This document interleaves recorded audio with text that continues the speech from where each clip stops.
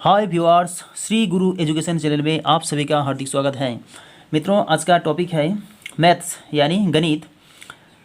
गणित के पार्ट 12 यानी 12 खंड 12 के इस वीडियो में हम कुछ सिलेक्टेड क्वेश्चन को लाए हैं जो बहुत ही इम्पोर्टेंट है।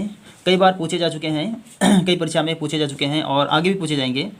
बहुत इंपॉर्टेंट क्वेश्चन है और सभी क्वेश्चन में हम शॉर्टकट ट्रिक्स बताएंगे।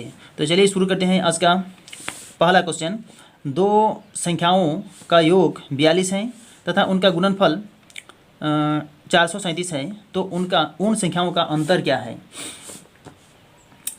अगर एक संख्या को x मानते हैं और दूसरी संख्या को y मानते हैं तो इन दो संख्याओं का योग कितना है, 42 है, और इन दो संख्याओं का गुणनफल कितना है, 437। तो हमें पूछा गया है उन संख्याओं का अंतर यानी x माइनस वाई का मान निकालना है। तो देखिए, x माइनस वाई का होल स्क्वायर बराबर x प्लस वाई का होल स्क्वायर माइनस 4xy ये होता है फार्मूला। तो x प्लस वाई का मान है 42 की पावर स्क्वायर और 4 गुना xy यानी 437। तो 42 का स्क्वायर कितना होता है देखिए, 42 का स्क्वायर 42 का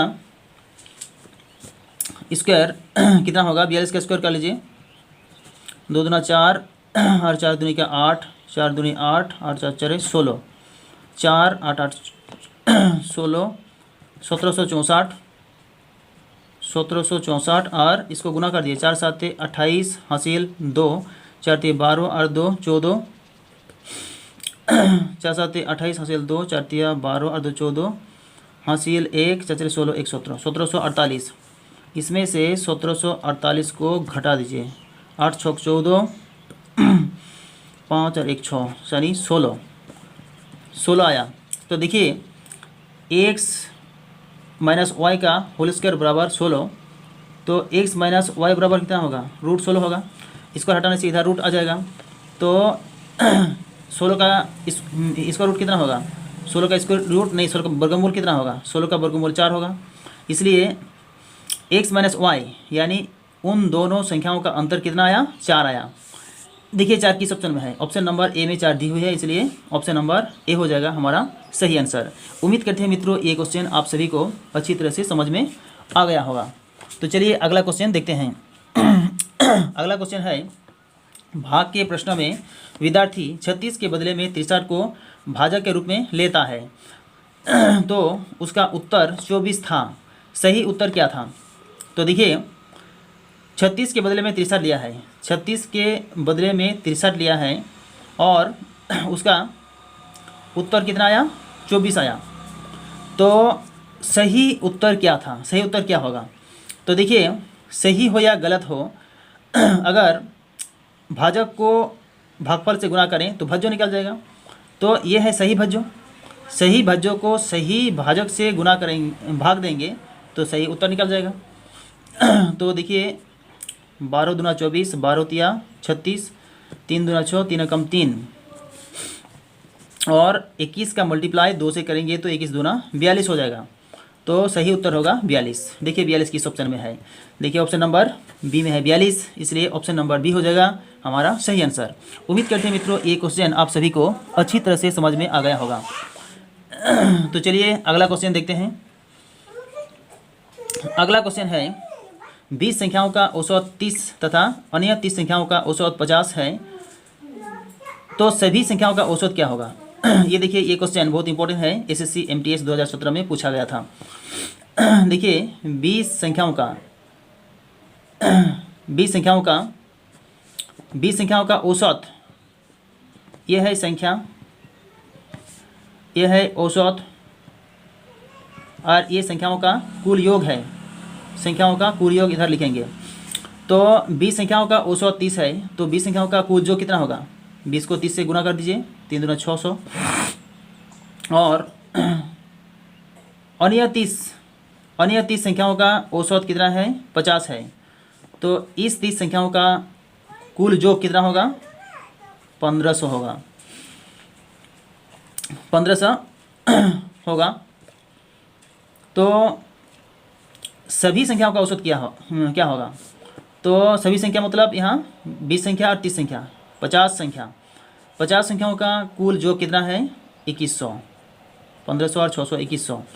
तो देखिए इसलिए सभी संख्याओं का औसत सभी संख्याओं का कुल योग कितना है 21 है और कितने संख्या है 50 संख्या है।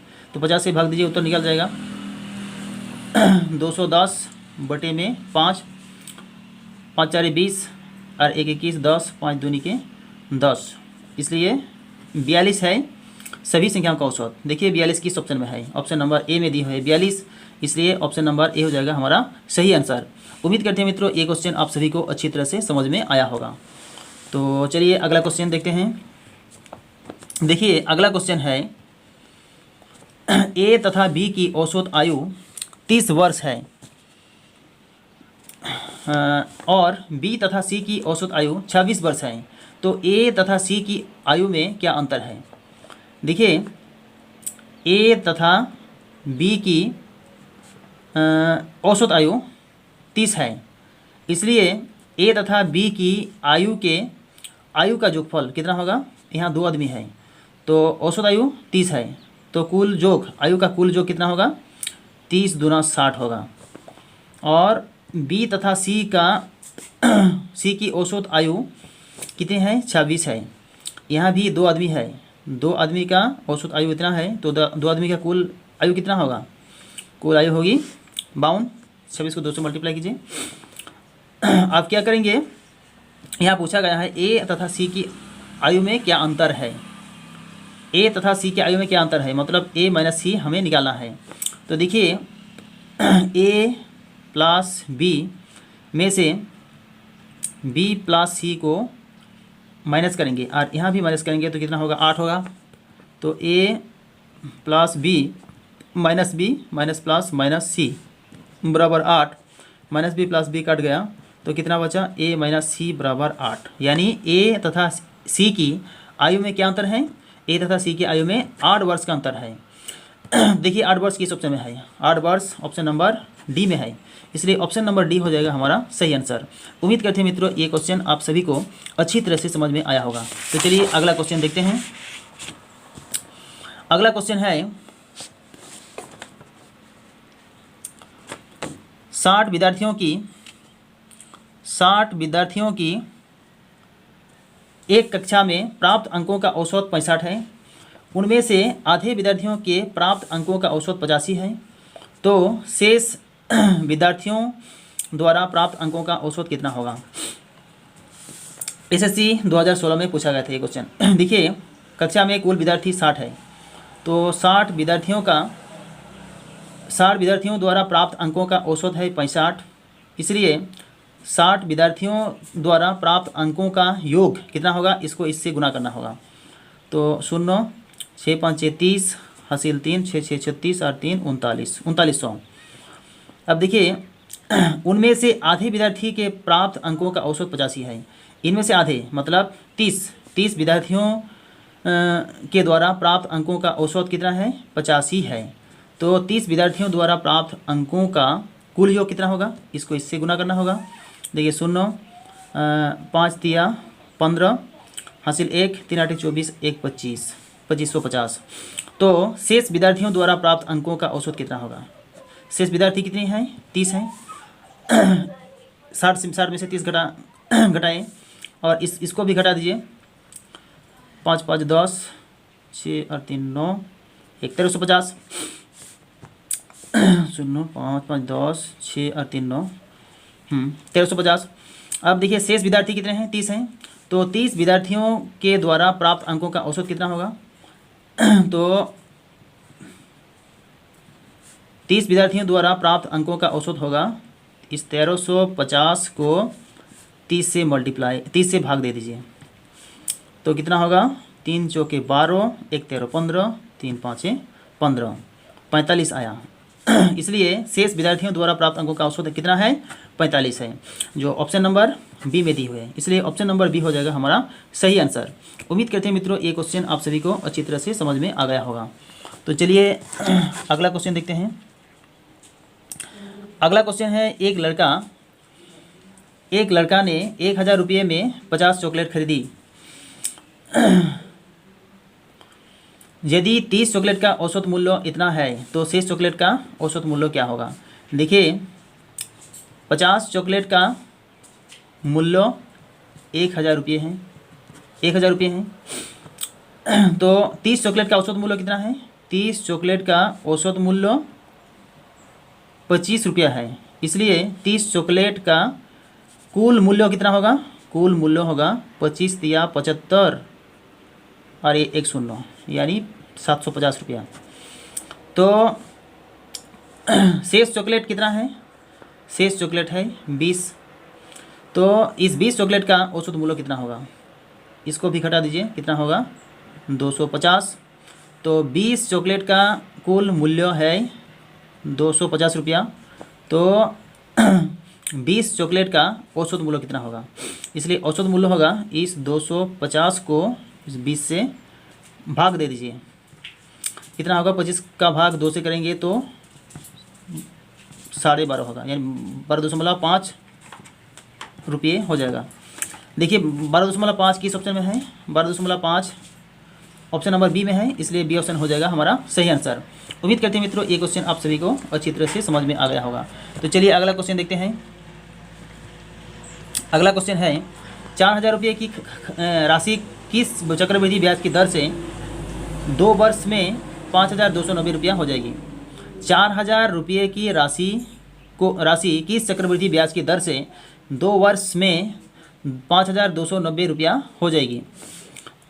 तो देखिए यहाँ प्रिंसिपल है 4000 रुपये और अमाउंट कितने हैं, अमाउंट है 5290 रुपये। दोनों तरफ से इसको काट दें तो कितना होगा, इधर 400 होगा और इधर होगा 529। अगर 2 वर्ष दिया रहेगा समय तो इसको क्या करेंगे, स्क्वायर रूट करेंगे।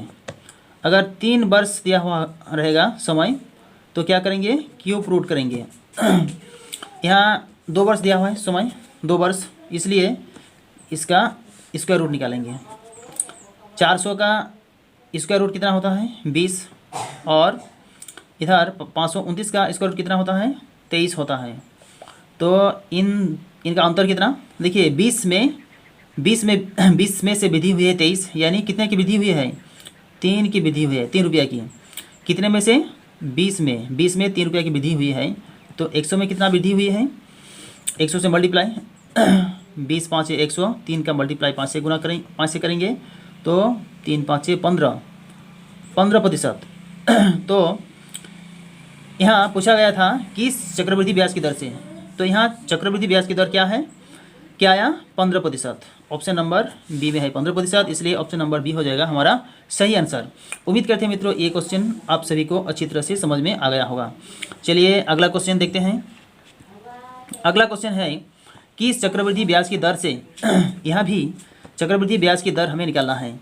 किस चक्रवृद्धि ब्याज की दर से 1000 रुपये 2 वर्ष में 1102.50 यानी 1102 रुपया 50 पैसे हो जाएगी। तो देखिए यहाँ समय 2 वर्ष दी हुई है, इसलिए इसको स्क्वायर करेंगे। अगर 2 वर्ष दिया हुआ रहेगा तो स्क्वायर रूट करेंगे, अगर 3 वर्ष का समय दिया हुआ रहेगा तो इसका क्यूब रूट करेंगे। तो देखिए यहाँ प्रिंसिपल कितना है और अमाउंट कितना है। प्रिंसिपल है 1000 रुपये और अमाउंट है 1102.50। पहले इस पॉइंट को काट लीजिए। पॉइंट करने से एक पॉइंट के बाद जितने संख्या उतने शून्य, इस संख्या को इस 0 काट लीजिए तो कितना बचा, इधर 1000 और इधर बचा 11,025।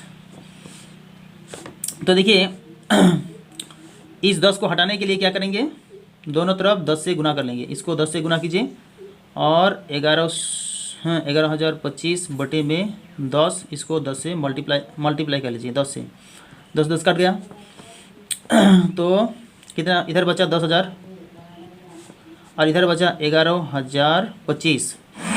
तो 2 वर्ष दी हुई है समय, इसलिए दोनों तरफ क्या करेंगे, स्क्वायर कर लेंगे। 10,000 का स्क्वायर रूट होता है 100 और इधर 1025 का स्क्वायर रूट होता है 105। तो देखिए ये जो वर्गमूल है, वर्गमूल को याद करके रखना है, इसलिए तभी जल्दी जल्दी आप कर पाएंगे। कुछ कुछ वर्गमूल को याद करके रखिएगा, तो कैलकुलेशन करते समय आप बहुत जल्दी जल्दी इसको कर पाएंगे। तो देखिए 11,025 का वर्गमूल होता है 105, तो 100 में से 105 हुआ है, यानी कितने की वृद्धि हुई है, 5 की वृद्धि हुई है। कितना में से, 100 में से। तो इसका परसेंटेज निकालने के लिए 100 से गुणा होगा। 100 कट गया तो कितना हुआ, 5%। इसलिए चक्रवृद्धि ब्याज की दर कितना निकल कर आया, 5%। देखिए 5% किस ऑप्शन में है, ऑप्शन नंबर ए में ही दी हुई है। तो ए हो जाएगा हमारा सही आंसर। उम्मीद करते हैं मित्रों ये क्वेश्चन आप सभी को बहुत अच्छी तरह से समझ में आ गया होगा। अगर ये वीडियो अच्छा लगा तो वीडियो को लाइक कर दीजिए और अपने दोस्तों के साथ भी शेयर कीजिए ताकि उन्हें भी इस वीडियो का लाभ मिल सके।